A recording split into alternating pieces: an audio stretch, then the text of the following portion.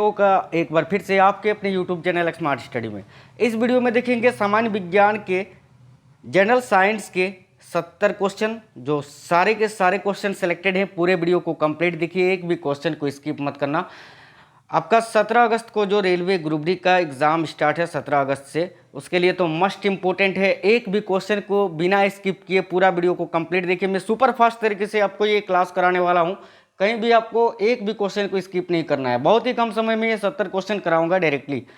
तो चलिए शुरू करते हैं बिना देरी किए। सभी साथी वीडियो को लाइक कर दीजिए, शेयर कर दीजिएगा दोस्तों के साथ। नए साथी जितने भी हैं चैनल सब्सक्राइब करके बेल आइकन ऑन कर लीजिएगा। देखिएगा ये रही पहली क्वेश्चन, तरल दबाव को मापने के लिए प्रयोग किए जाने वाला उपकरण कौन सा है। तो तरल दबाव को मापने के लिए प्रयोग किया जाने वाला उपकरण कौन सा है, तो मैनोमीटर करेक्ट आएगा। मैनोमीटर, याद रखिए मैनोमीटर से गैसों का दाब भी मापा जाता है। आगे देखिए क्वेश्चन, डेंगू वायरस का वाहक क्या है। डेंगू वायरस का वाहक, तो याद रखिए मादा एडिज मच्छर। ठीक है, मादा एडिज मच्छर।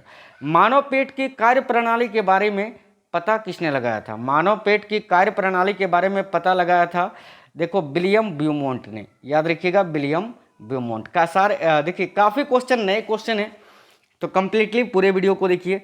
देखिए वायु का वेग मापने के लिए प्रयोग किए जाने वाला उपकरण का क्या नाम है। तो वायु का वेग मापने के लिए प्रयोग किया जाने वाला उपकरण है एनीमोमीटर। देखो हवा की गति किससे मापते हैं, एनीमोमीटर से, तो एनीमोमीटर इस क्वेश्चन का राइट होगा।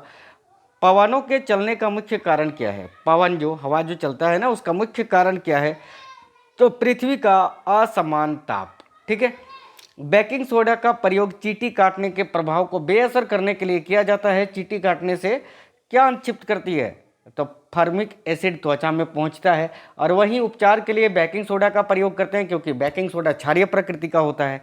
आगे देखिए, एक देखो कोशिका में कितने प्रकार के आरएनए पाए जाते हैं, तो 3 प्रकार के, याद रखना 3 टाइप्स के।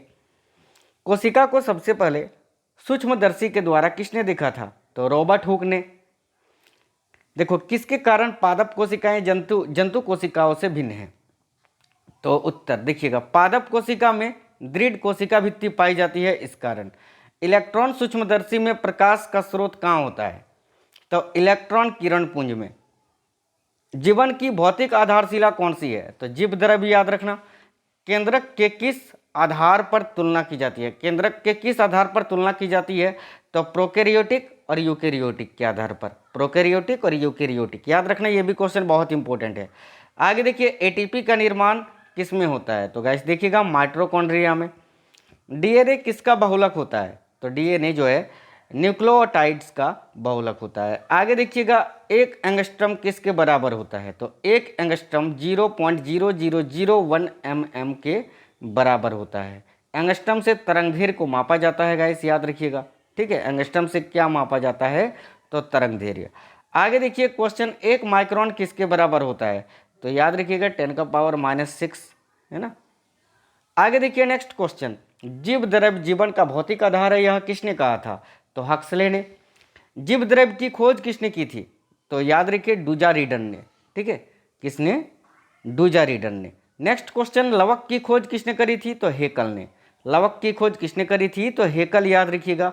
नेक्स्ट क्वेश्चन, कोशिकावाद का विचार किसने दिया था, तो स्लाइडेन तथा स्वान ने। आगे देखिए लाइसोसोम की खोज किसने करी थी, तो डी डुबे ने 1955 में।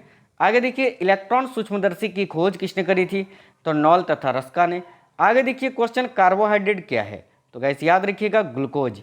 आगे देखिए पाचन कोशिका भित्ति किसकी बनी होती है, तो पाचन कोशिका भित्ति जो होती है वो सेल्यूलोज की बनी होती है। नेक्स्ट क्वेश्चन, प्रोटीन का संश्लेषण किस में होता है, तो गाइस देखिए इस क्वेश्चन का राइट आंसर हो जाएगा राइबोसोम में। राइबोसोम, याद रखिएगा राइबोसोम में प्रोटीन का संश्लेषण होता है। आगे देखिए मंड और शर्करा दोनों में क्या होता है, मंड और शर्करा दोनों में क्या होते हैं, तो याद रखिएगा कार्बोहाइड्रेट। नेक्स्ट क्वेश्चन, न्यूक्लियोइड, देखो न्यूक्लियोइड क्या है, न्यूक्लियोइड क्या है, तो न्यूक्लियोइड क्या है गाइस, केंद्र, देखो केंद्रक विहीन डीएनए, याद रखिएगा सभी। आगे देखिए क्वेश्चन, परख नली में डीएनए का संश्लेषण किसने किया था, तो याद रखिए कॉनबर्ग ने, आर्थर कॉनबर्ग। इस कार्य के लिए इनको 1959 में नोबेल पुरस्कार भी मिला था चिकित्सा के क्षेत्र में। आगे देखिए क्वेश्चन, वनस्पति तेलों को संतृप्त वसाओं में परिवर्तित करने के लिए किस गैस का प्रयोग किया जाता है, तो याद रखिएगा हाइड्रोजन गैस का। आगे देखिए ट्यूबरकुलोसिस संक्रमण किससे होता है, टीबी जो होता है, तो याद रखिए माइक्रोबैक्टीरियल ट्यूबरकुलोसिस के द्वारा। नेक्स्ट क्वेश्चन, ब्लीचिंग पाउडर का रासायनिक नाम क्या है, तो याद रखिए कैल्शियम हाइपोक्लोराइड। देखो ब्लीचिंग पाउडर यानी CaOCl2, ठीक है, ये रासायनिक सूत्र होता है। रासायनिक नाम कैल्शियम हाइपोक्लोराइड भी बोल सकते हैं इसको, या कैल्शियम ऑक्सीक्लोराइड भी बोलते हैं, याद रखिएगा। आगे देखिए प्राकृतिक यूरेनियम में, देखिए ये जो होता है ना यूरेनियम 235, देखिए प्राकृतिक यूरेनियम में यूरेनियम 235 का प्रतिशत लगभग कितना होता है, तो याद रखिएगा 0.72%, ठीक है। नेक्स्ट क्वेश्चन देखिए, आंख ध्वनि को आंख की भांति उपयोग करने वाला पशु पक्षी कौन है, तो याद रखिए चमगादड़, बैट। मनुष्य शरीर में कठोरतम पदार्थ कौन सा है, मनुष्य के शरीर का हार्डेस्ट यानी कठोरतम पदार्थ कौन सा है, तो याद रखिए एनिमल। आगे देखिए एक हार्ट बीट में अनुमानित कितना समय लगता है एक बार हृदय को धड़कने में, याद रखिए 0.8 सेकंड का लगभग। देखिए पूसा जय किसान किसका सोमा क्लोन है, तो याद रखिएगा भारतीय सरसों का, इंडियन मस्टर्ड, ठीक है। पूसा जय किसान ये किसका सोमा क्लोन है, तो भारतीय सरसों का। नेक्स्ट क्वेश्चन, गन्ने में पहला झुलसा किस पादप पोषक तत्व की कमी में पैदा होता है, तो याद रखिएगा मैग्नीज तत्व की। आगे देखिए भारत में satellite trekking and ranging station, ठीक है, ये कहाँ पर स्थित है, तो गाइस याद रखिएगा, देखिए कुआलूर में। कुआलूर कहाँ है, तो तमिलनाडु में, ठीक है। आगे देखिए विक्रम साराभाई स्पेस सेंटर ये कहाँ पर स्थित है, तो गाइस देखिएगा तिरुवनंतपुरम में। सभी साथियों से रिक्वेस्ट है वीडियो को लाइक आप लोग जरूर कर दीजिए। आगे देखिए कौन सा बम केवल जीवित वस्तुओं को प्रभावित करता है, इमारतों को नहीं, तो देखिए करेक्ट होगा न्यूट्रॉन बम। आगे देखिए श्री यानी सिस्टम ऑफ राइस, ठीक है। देखो बहुत ही अच्छा क्वेश्चन है ये भी गाइस, सभी साथी ध्यान से देख लीजिए, देखिएगा बहुत ही अच्छा क्वेश्चन है। सिस्टम ऑफ राइस, देखो इंटेंसिफिकेशन तकनीक प्रयोग की जाती है किस में, तो याद रखिएगा धान में, राइस में। आगे देखिए टमाटर का रंग जो होता है लाल रंग होता है, किस तत्व की उपस्थिति के कारण होता है, तो याद रखिए लाइकोपिन। आगे देखिए कैम प्लांट्स में रंध्र कब खुलते हैं, कैम प्लांट्स में रंध्र कब खुलते हैं स्टोमाटा, तो रात्रि के समय, नाइट में। आगे देखिए कोशिका का ऊर्जा गृह पावर हाउस ऑफ सेल किसको कहा जाता है, तो माइटोकॉन्ड्रिया को। दांत मुख्य रूप से किसके बने होते हैं, तो डेंटाइन के। किन तरंगों का ध्रुवण संभव है, तो याद रखिएगा केवल अनुप्रस्थ तरंगों का। आगे देखिए question, cellular and molecular biology का केंद्र कहाँ पर स्थित है, तो याद रखिए हैदराबाद में। किस वैज्ञानिक ने पोलोनियम तत्व की खोज की थी, तो याद रखिए पीरे क्यूरी एवं मैडम मैरी क्यूरी ने। नेक्स्ट क्वेश्चन, द्रवित सोडियम क्लोराइड विद्युत धारा का प्रवाह कर सकता है, क्योंकि इसमें क्या होता है, द्रवित सोडियम क्लोराइड विद्युत धारा का प्रवाह कर सकता है क्योंकि इसमें मुक्त आयन उपस्थित होते हैं। आगे देखिएगा एलपीजी में मुख्यतः क्या होता है, तो गाइस एलपीजी में मुख्यतः मीथेन, प्रोपेन तथा ब्यूटेन होता है। आगे देखिए कैल्शियम कार्बाइड पर जल डालने से कौन सी गैस निकलती है, तो देखिए राइट आंसर हो जाएगा एसिटिलीन गैस, ठीक है। आगे देखिए खानों के अंदर अधिकांश विस्फोट किन गैसों के मिल जाने से होते हैं, खानों के अंदर अधिकांश विस्फोट किन गैसों के मिल जाने से होते हैं, तो याद रखिए मीथेन तथा वायु के। आगे देखिएगा अगली क्वेश्चन, कोबाल्ट ऑक्साइड कांच को कौन सा रंग प्रदान करता है, तो कोबाल्ट ऑक्साइड जो होता है कांच को कौन सा रंग प्रदान करता है, तो गहरा नीला। आगे देखिए पेलग्रा नामक रोग किस विटामिन की कमी से होता है, तो पेलग्रा नामक रोग जो है किस विटामिन की कमी से, विटामिन B3 की कमी से। विटामिन B3 का केमिकल नेम नियासिन है, याद रखिए।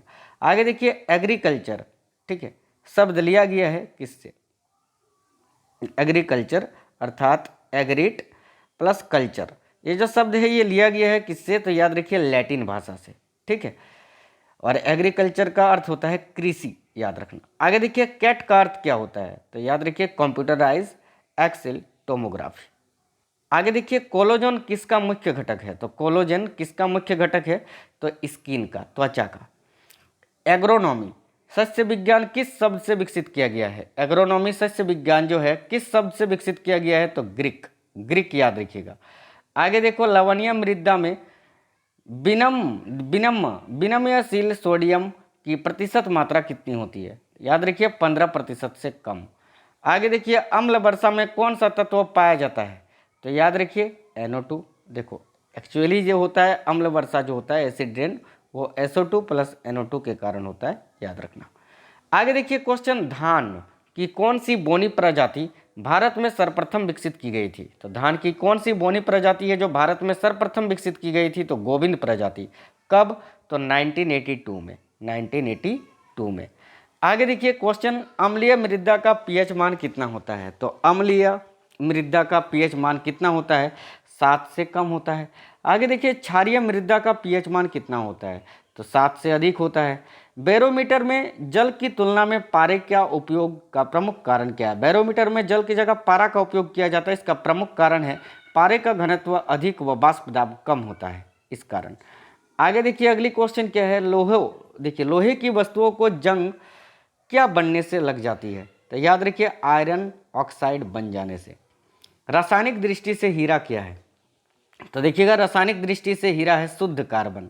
आगे देखिए बार किस भौतिक राशि का मात्रक है? तो बार वायुमंडल या दाब का मात्रक है।